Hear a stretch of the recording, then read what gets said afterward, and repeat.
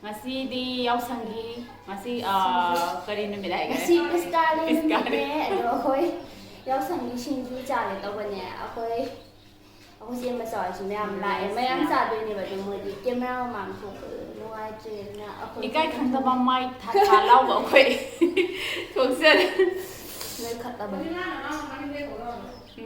ado machan mai se happy hai jara ke ko ngasai soi ba da su ka pan na ngong dare sisina jingi khaiba manane aduga tuniko manasu yaure sida kobi asoiba laijare aduga sida su tuninko kai loi yanjare sidana thoiding sidana mangal apopa asuba sidana ngariga moroka sawanba mangan ataw laijare sidana matamgi yelang thambau laijare yam hauba sidana papor makan haibong mana su sida yawa re soibada sida haibong mana su pulam mix tawre ngairong su khara yaure ngairong su yaure ya tawa sina puphalaga ngawra su badu le adu di mayam se hape o khaijira ge akoi hero am su sanga e ai ko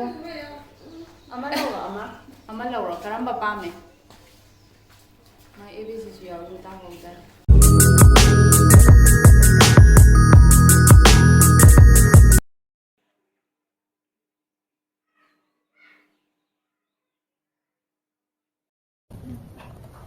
I know magi ihan han ba skincare routine se ai mai ta ba sina oe ba do ai face wash na mai ta de ai mai sa duki matik dry oe re duga ai gi mai si da chana ba face wash ma thi bai si so arai bam de na te do aduga ai face wash na ta dai dry oe ba dai ko mai si yam na ne ba oily oe ba cream mayam am tai jil laga ne ba ai tau ba do adu si su adubu hauji Mamaearth ki sigi Mamaearth ki Honey Malai face wash is in a tabadai di ay mai si yamna gently oina ay gi amot pa mai si clean store aduga aingonda mai si dry oini haibagi aingonda nungai taba matha saba amta su laitre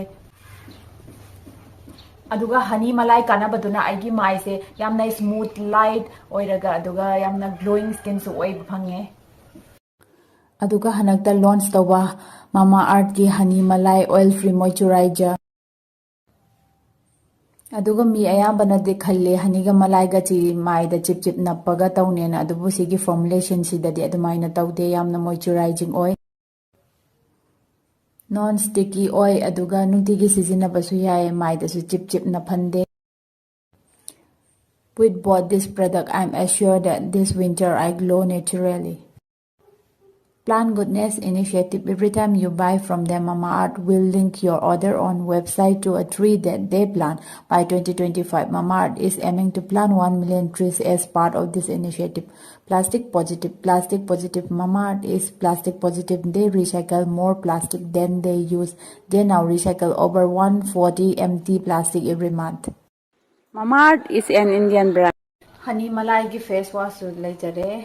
Sita jarake. Honey has anti-inflammatory properties. Malai deeply moisturizes skin, gently cleanses, deeply nourishes, give a healthy glow, made safe certified. Honey locks in moisture and soothes dryness. Malai nourishes the skin and add a healthy glow. Non-greasy moisturization nourishes skin, give a healthy glow, made safe certified. Akoigi coupon code IT 2023 sizinabiraga Mamaearth ki official website natraga app tagi changa laibi bataraga de 25% discount su phangbigani adomna se hena khangbira baduni Mamaearth ki products se Amazon Naika Flipkart amadi Purple da phangni haina adubu hoji adomgi anakpa store sing da su phangbiragani aduga karigumba adomna chatpa matam da anakpa da store thengna bi bataragadi ainga message tobira o natraga aigi makha ki comment sida comment Tuột vào hôn anh kìa Aku individual đấy. Wow. Hai tờ rồi mà. Hai tờ rồi. Singju charger gaya hai. Aku अच्छा ना रखा. Singju charger gaya hai रगल Lamba हो गया. Kama piyo gaya. Kama. Kama. Kama. Pamoy hai si. Si pap opa phone चालू है तो. Masa thôi cái papor đang ngào cái papor cái bora wow hay Sa đó ngang ngay này rồi mới được. mayam na niya ko isa do mayam po pambay tata ngay na like Gilang hapsilase. nilang patkat leba sundang to ito swak complete Complex yaw. mangan si jutot kin gidoira 톡톡 신가시라. 나나 거의 하리. 동안 짜게 해봐. 동안 짜게 해야 돼. 동안 사수야 탐마시. 뭐 매기 한 신주 또 빨로야. 한 달이 사람. 리액해 어머니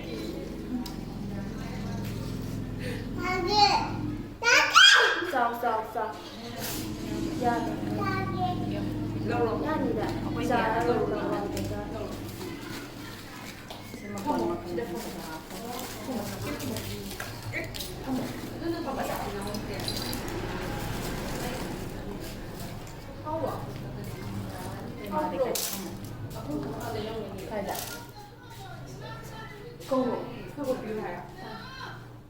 마 아이템을 비하면 아주 시시 망간체 담막이야 신주시 마는 그냥 살라 아이고 싹스페 야오라 sa cái nhỏ này là đâu mà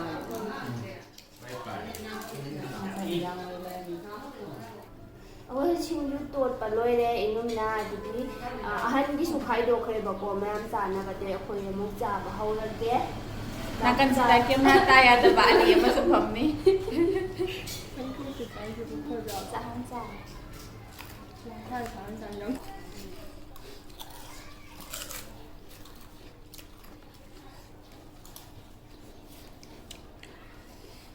lai tuan se ma sa tha ko da pu de chat ka da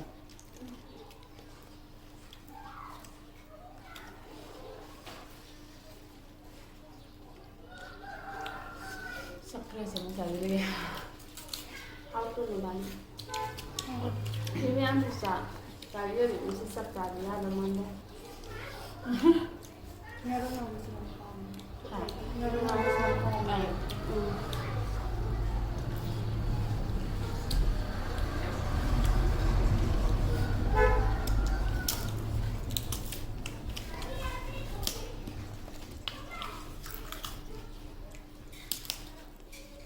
Mấy góc sân nó sẽ muốn được ở đây là cá nó xuất đi được. Mà chỉ cần xuất đi thảo về hiện thì school là nó mới cá về cũng nó mình sẽ cái đó. Mới school xuất đi là thảo ta. Anh ư lọc là già đó ang ama yam de daw sang di ha Cái thứ là manipur đấy, à tôi mình ta phải làm. ไปทำมันบัดที่เมียหายไปวันเนี่ย มันบัดเด็ดๆเจ้ เอาไม่ใช่มันเละหรอก เท่านี้ก็เดียมจริงนะเจ้ เฮ้ยเห็นเลยว่าไม่รักก็สิว่าอาหารเขามันแบบให้ยังลุยไปน้องนี่เดี๋ยวมันแค่สิ่งรอ ไปขาดสุดเลยนะไป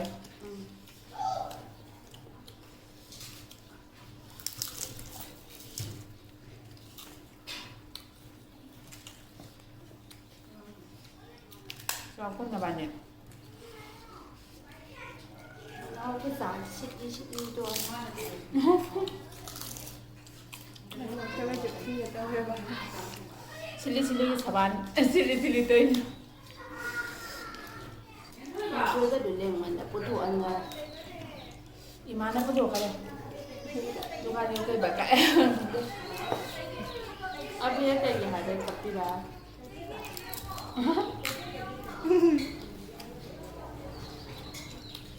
mà mày bấm không giận cream chạy đường xuống một nhà tiền thì vậy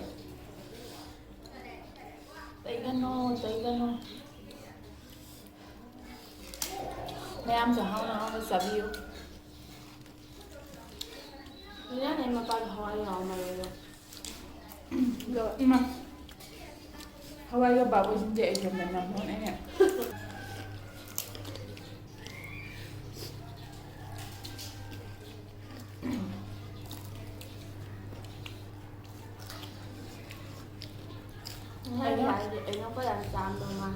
Ai chú biết bếp chưa? Anh luôn nằm đấy. Xà không ra mình ngon thay được xà mà rồi mà ấy cứ xà đi. Ai được mấy anh như mà tao mình gọi xem mình nhưng mà đi xà đi. She's a plane in.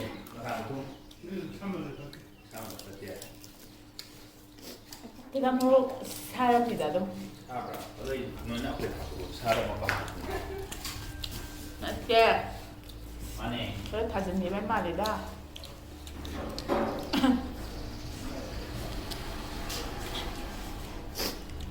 Sungguh ya, saya lain nak terpai. Maya pun bagi kudung dah itu kan ya.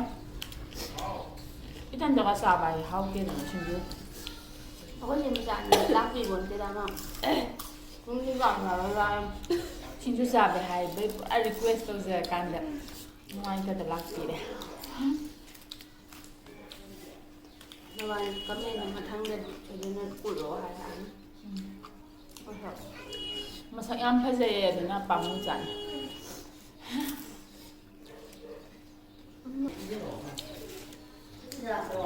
Apa makan tang dua lagi?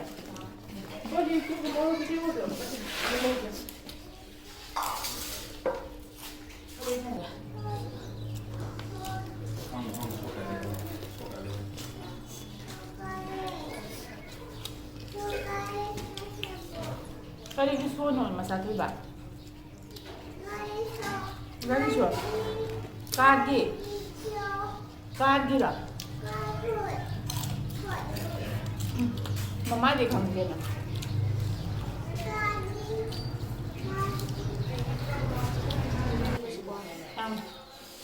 Ngaling ya dai saban ni. Nung sa sang mong sa le. Yam bên này có quy nó sẵn cái đấy, ở được lớp thì út tre thì xong rồi là gì đừng vui cười để là gì bây giờ đi ở phần nhá mà chắc phải đi học cái này được việc phải đi biển rồi đây nó giàu Maya maduding asigi de sida samaptang oirage mathagi video da mong thangna si video toina thagat pangam na ko na sage bye bye.